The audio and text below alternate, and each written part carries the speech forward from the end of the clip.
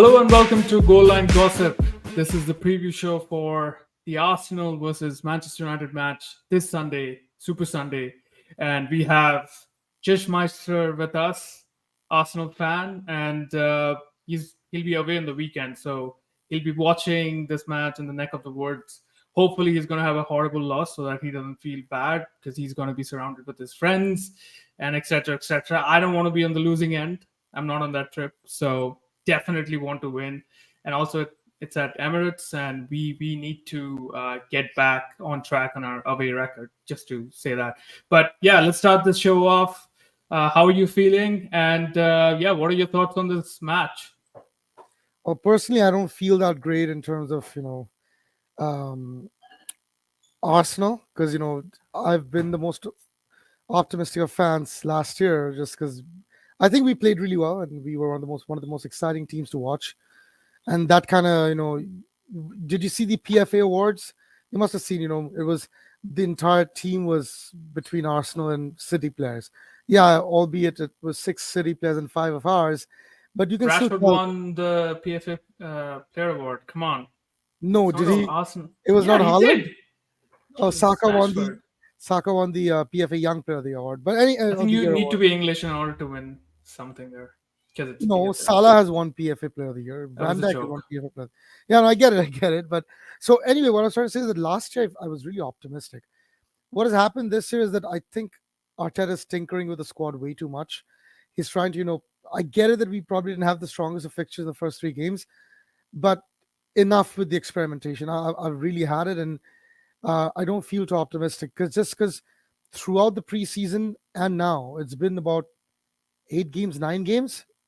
I don't see this team, clicking into gear. Maybe there was one half against Barcelona that we played really well, but the rest of it, I just don't see this team, flourishing like we were playing last season till game week 29. And I really, really badly need that team um, to be back in, on the Emirates pitch here, just because without that happening, I don't see how we can compete for the league, let alone, be favorites for it. Not at all. I think top 4 might be, well, this season there's a potential top 5 spot, right, for the Champions League. So top 5 might cut it. So we might still finish in the top 5. I think top 4, top 3, Premier League winners medals is going to be really hard to get. Yeah, I mean, absolutely. And right after you dropped points against Fulham at Emirates, 10 men down. I mean, the moment I saw that, I was like, yeah, well, City's going to win again. I mean, you cannot drop points at Emirates against Fulham. That's just criminal. But anyway, it's all about Manchester United and Arsenal. I think from a Manchester United point of view, very depressing. If you are depressed about Arsenal, I don't know where I stand. The club is really in a very bad state. I mean, barring all the shenanigans with the sale and everything else, we have so many injuries. They had a horrible transfer window, probably the worst of all the big teams in the Premier League. We signed 3 players, out of which 2 of them are injured. Definitely won't be featuring in Sunday's clash. The only thing we got was Onana for 45 million, which was, again, I mean, it's a good to have. It was not a must have. He's a great keeper. I think he's a great keeper. Yeah, but De Gea was fine. I mean, yeah, you cannot De Gea play was fine? progressively. Of course, I mean, see, in order to play out from the back, you need defenders who can help you out with that. I mean, Onana can pass, but then who's going to carry that ball progressively from Lisandro Martinez, defense? Rafa Varane. Well, Rafa Varane is injured, so there you go. So that's one down. And then when you That's look not at that's not Onana's fault though. You did get an no, but upgrade on the goalkeeper position. There's no denying it. what I'm trying to say is that upgrade will not have an impact on the season. Onana, I'm not sure if Onana is a better shot stopper than De No, Gea. he's not. De Gea is a legendary shot stopper. Yeah, But so let's say out of the 10 goals that De Gea would have saved, this guy's going to save 7, so which means you're conceding 3 goals, and that is not like a good state for me, at least from my point of view, because last season the reason why we ended the season in the 3rd spot is because of our defense, because of conceding least amount of goals, although we had very big score lines like in Liverpool versus Liverpool and City, but still we won the Golden Glove and the when it comes to the home record and all that. That was kudos to the defense, and that is something which is not fine this year, this season. So I think that is what hurts about Manchester United, and that's I'm pretty sure every Manchester United fan feels the same way because last season we got a new manager in Erik and we were pumped up, and whatever he did, it was great. I mean, finishing third and getting a trophy, not bad at all. Were also in the FA Cup final, but I have a feeling that this year is going to be tough and maybe tougher than first.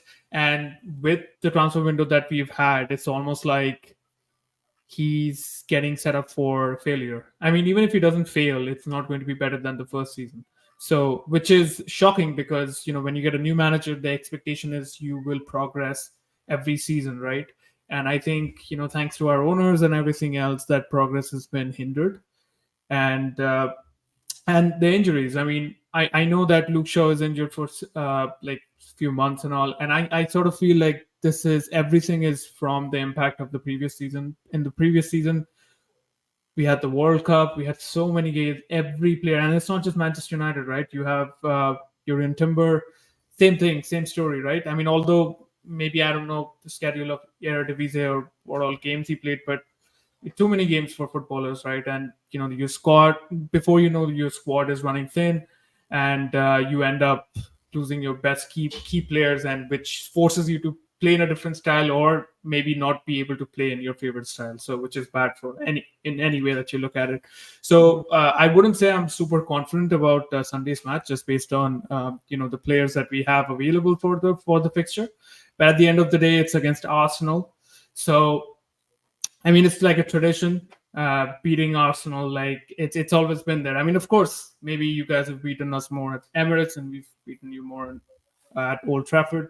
But overall, if you had to compare, it's like what I mean, right? I mean, even in the US, we beat you. We had a horrible preseason, like the worst. We lost against every single team, but the only team we managed to beat was Arsenal at the MetLife Stadium, just to let the Americans know that, hey, these guys are our bitch. Remember that. I know you guys don't watch soccer and you don't have to, but you know, just for the record, set it straight. Now turn off your television or switch into like American football or whatever you like watching, or baseball, whatever floats your boat. But that's what I'm trying to say. It's against Arsenal. If this would have been Liverpool, I would be shitting my pants. I will be honest with you, but it's Arsenal, so I am positive. That's what I'm going to say. Well, there you go. It seems like the tides, you know, going your way. I'm feeling down. You're feeling all, perky. So maybe we're gonna see a United victory. After since 2017 December, you guys haven't won at the Emirates since then. Yeah, I mean, I bet like five of them were draws, and I wouldn't mind a draw, like a No, no, point no, at no. at the One Emirates. draw and five losses. So I don't see where Really? you're getting your statistics from. Yeah, When was the last draw? I think it was like the last Solskjaer season or I'll tell something, you. I'll which is tell you. pretty The, recent. the draw was um, January 2021, 0-0. Okay, that was a long time back. Yeah, No, not actually. That is Solskjaer the season before Ronaldo came. Okay, but it's not so bad. What I'm trying to say is we'll take a draw happily. It's a horrendous away record, so I think 1 point is good for us when we don't have so many players, which leads us to the lineups. So let's start with Arsenal. Mikel Arteta is, I don't know whether he wants to be Pep or somebody else, but he does love tinkering with the squad, like you mentioned, and whether you think that's the progressive way of playing or he's just trying to be too innovative. What are your thoughts on Sunday's match? Do you think he's going to be conservative since it's a big team, it's a big match, or do you think he's going to keep on doing what he's doing? so there's two things that could have happened potentially. One is he's probably following, Pep's, rule book in the Premier League and wanting to have four players that are, speedy, good on the ball, yet that can play, center backs as well. Look at City's backline, right? You're looking at all four players that can play center back and maybe potentially going out on the fullback role as well. Similarly, we've been Arteta's favored back four has been now Ben White, um, Thomas Partey, Saliba, and Timber, with either Timber and Partey coming Mhm. in, inverting. Yep. Um, so it could be that he's following, Pep's model, or it could be the other thing that he expected all those three games for us to have a lot of possession. And since we were going to have a lot of possession, he knew that we probably don't need four defenders, and he wanted to have Partey invert. But that's where I think Arteta is wrong, just because um, you don't underestimate any team in the Premier League. You just don't.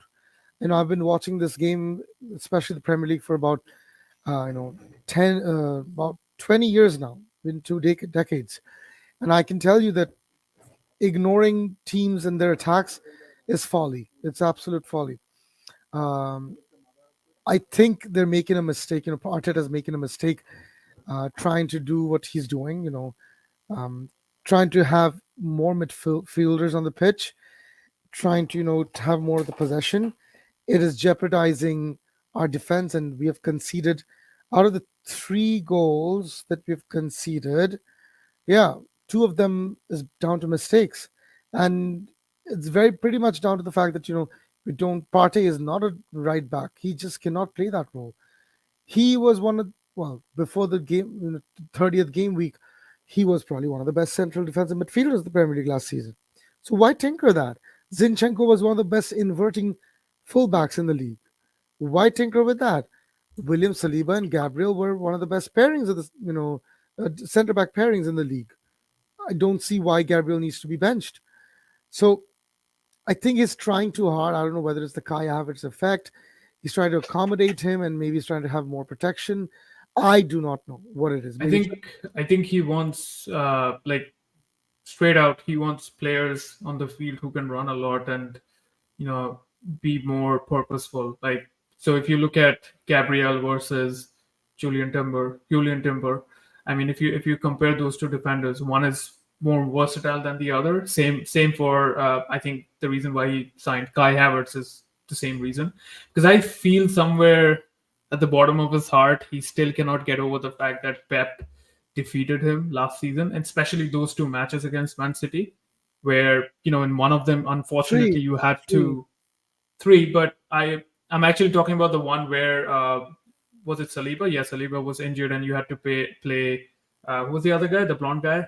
Um, Rob Holding.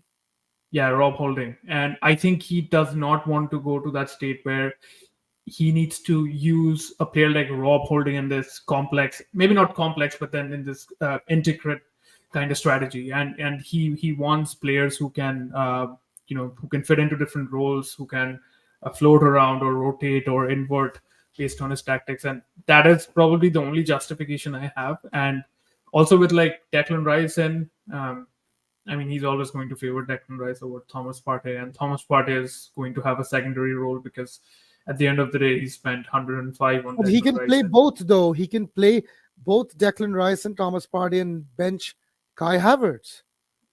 yeah, but then you're not getting the flexibility, right? I mean, what Kai Havertz does or what he's supposed to do, that you won't get from Declan Rice or Thomas Partey. At least we've not seen it yet, because I don't know how good Partey is. You know, In terms of attacks, no, probably not the best, but and um, same as Declan as well. I mean, they can work their way up progressively if they're playing a pretty high line, but they're not when it comes natural to attackers. Of course, I get it. right, Kai Havertz is, but anyway, I mean, in terms of the lineup, my heart wants something and my mind says something else based on Arteta's tinkering. If it was me, I would play Ramsdale, Ben White, Saliba, Zinchenko, and Gabriel. I right. would play uh, Declan Rice and Thomas Partey and Martin Odegaard. I'd play Gabby Jesus. It would be really unfair to Nketiah, after two goals and an assist in the first three games. I would Hmm. still probably start Gabriel Jesus, play Martinelli on the left and Saka on the right. This would be my starting lineup, but I think Arteta is still gonna favor Thomas Partey at right back, and I really don't know what he's going to do. He played Kiwi or left back last week. Didn't play Zinchenko. Not only did he play, not even playing Gabriel. He played Trossard. He didn't play either Eddie or Jesus.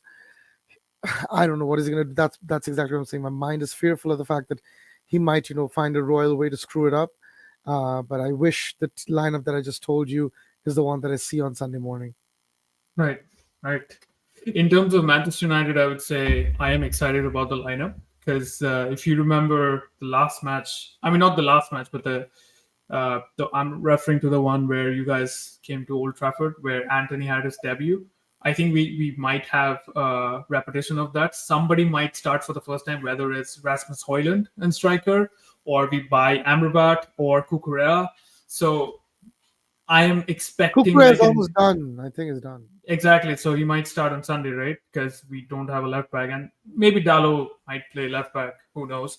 But I'm expecting that that sort of like an introduction of a new player, and that driving the team and The maybe morale, the creating team chance. morale. Yeah, I mean it happens with a new exciting player, right? And with Manchester United, that always happens unless your new player is a defender or something like that. I'm guessing, or a goalkeeper.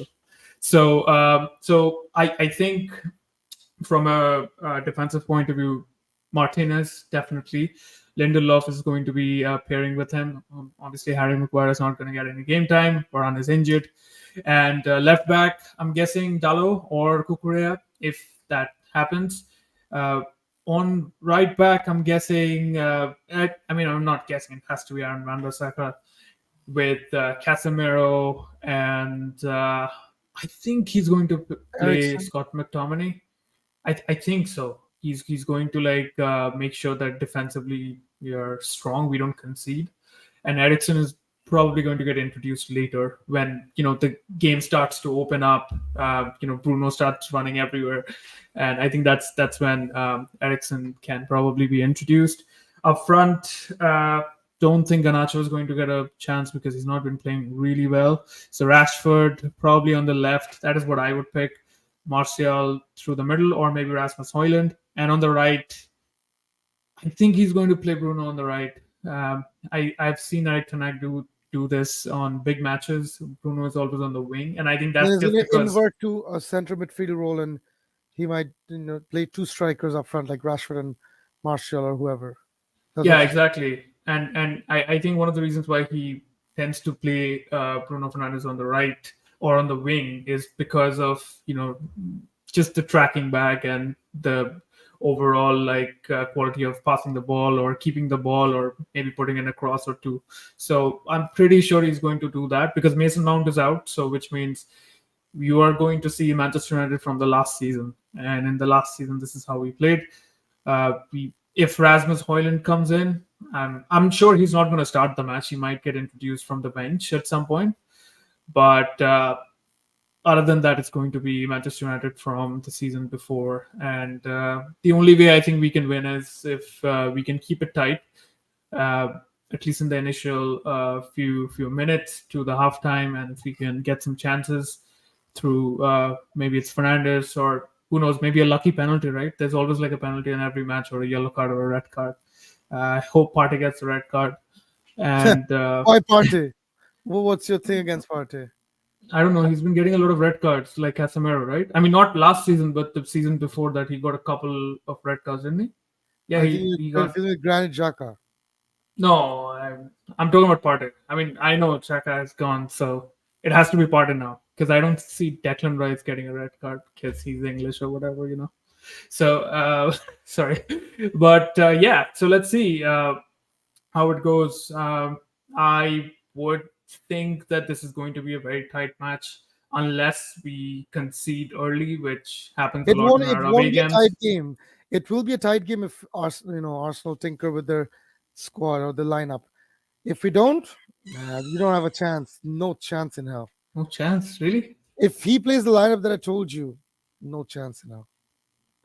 No, no, no. I think Eric Ten Hag will be prepared because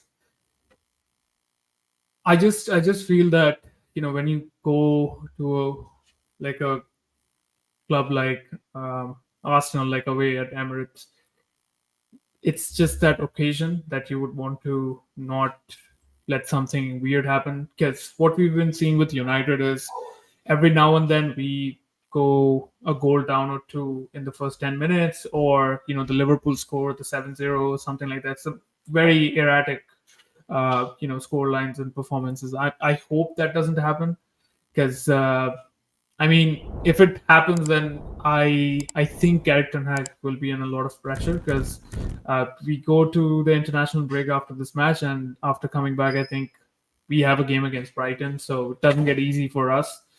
Although we might have some players back by then, who knows? But again, like, our fixture has not been the easiest so far, so a must win. I mean, even if it's not a win, like, just take 1 point and go Gotta home. get a draw at least, yeah. Yeah, live to fight another day. So, what are your score predictions for this? Um, I'm Don't gonna say go with a something weird. I'm gonna go with a bold 4-1 to Arsenal. Who's going to score the 4 goals? Kai Havertz. Uh, We're gonna have Bukayo Saka score two, and wow, Martin Odegaard score two. that is not. I mean, that sounds very like fake. It has How happened come, last like, season. against United, like against a big club, like both Saka and Martinelli from the wing scoring 2 goals? That's never happened. Well, it has It's not happened many. realistic. Come on, give me a realistic score prediction. And Well, who's going to score? I am expecting the score line to be 3-1 or 4-1. Okay, and who's going to score? Don't say two Saka, two Martinelli. That Well, doesn't make sense. I'm thinking that it's gonna be two Odegaard and two. It could definitely be Martin because it could be Jesus. It could be anybody in our team except for Ramsdale. We have a decent enough team, but I would my prediction is two from Odegaard and two from Saka. Odegaard, not Martinelli now? Okay, Odegaard. Cool. Okay, great. I'm going to go for a 2-2 very draw. Amish 1-0 victory Oh, over the rivals. And guess who's going to score? Garnacho. Kukurea. Okay. See you Sunday. Oh wow, I was actually falling asleep on the stream today, but that comment right there, woke me up. So it was like a splash of water. Kukurea with his, noodle-like hair. Yeah, Billy hates Arsenal already because he plays for Chelsea, so might as well score. Otherwise, he's going to be Fellaini 2.0.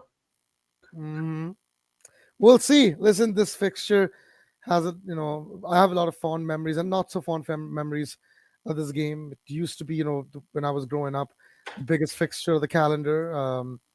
Especially when I just started watching football, and we haven't seen those kind of fiery Roy Keane, Vieira, Red Martin cards these days, man.